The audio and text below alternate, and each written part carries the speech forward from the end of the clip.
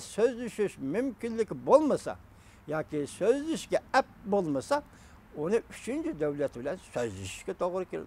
Mesela Amerika Qo'shma Shtatlari bilan Jungo hukumat o'rtasida ochiq oshkora o'tirib qo'ya olmaydigan ba'zi masalalarni balki Amerika Yaponiyani o'tirib solib, balki Jungo Yaponiyani o'tirib solib hal qilishning yo'lini tanlab olishi mumkin.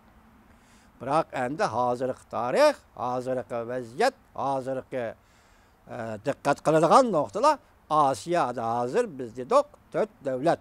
Rossiya Federatsiyasi, Sharq Shimoliy Osiyada, Yaponiya, Jungo, Amerika Qo'shma Shtatlari, Amerika Qo'shma Shtatlari bu 4 davlat hozir Sharq Shimoliy Osiyada paydo bo'ldi. Yoki bularning tashqi siyosiy, davlat siyosiy Sharq Shimoliy Osiyada giralishib ketdi. Masalan, Amerika Qo'shma Shtatlarining Çavuşan siyaseti. Yaqinda suhbatlashdi o Kim Jong-un bilan. Çavuşan siyaseti Sharq Shimoliy Osiyo siyosati. Shundaqli 9-oyning 11-kuni Rossiya Federatsiyasining prezidenti Vladimir Putinning Iroq sharq chaqmoq chaqqanligi. Biz shundaq dedik. Chaqmoq chaqdi Iroq sharq dedik.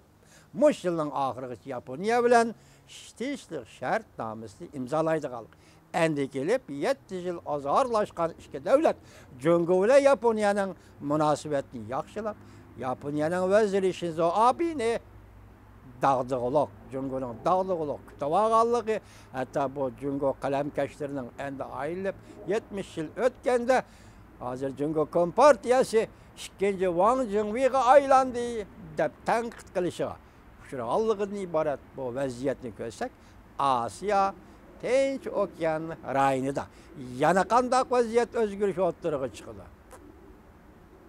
Vaqtim Shinzo Abe Beijingda Rais Xi Jinping bilan ko'rishganda kishilik huquqqa oid holda Uyg'urlar masalasini, hozir Uyg'urlarni yig'ib olgan yig'ilish lager masalasini o'tirib qo'ydimi yo'q? Bu nuqta siz uchun, biz uchun muhim nuqtadir.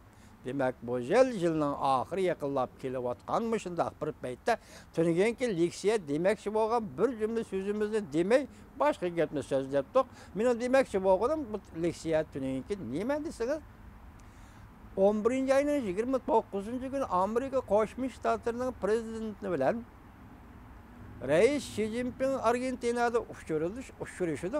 Shuningdan burun o'tirdi tuyuqsizda Amerika Qo'shma Shtatlarining prezidenti bilan Rossiya Federatsiyasining prezidenti Vladimir Putin boshda aytdik 11-oyning 11-kuni Parijda uchrashadigan bo'ldi, suhbatlashadigan bo'ldi. Bu tuyuqsiz o'tirg'i chiqdi. Ya'ni bu yerda nurg'un masalalarni so'zlashib bo'lgandan keyin prezident Trump apandi Rais Xi Jinping bilan 11-oyning 29-kuni Argentinada uchrashganda bu masalalarni o'tirib qo'yamdi yo'q. Lekin bu masalalarning nima ekanligi siz bilan bizga oydin emas. Biroq hozir Sharq Shimoliy Osiyoda 4 davlat, Amerika Qo'shma Shtatlari, Rossiya Federatsiyasi, Yaponiya va Jungo 4 davlat hozir bu rayonning, ya'ni geopolitik xususiyatga ega bu rayonning siyosiy vaziyati bilan bugungi kunda chambarchas bog'lanib qoldi. Leksiyamizning 5-da aytdik vatandosh, Amerika Qo'shma Shtatlari Savdo ministrligining muavin ministri Malpaz Jungo bilan savdo suhbati qurishni rad qildi.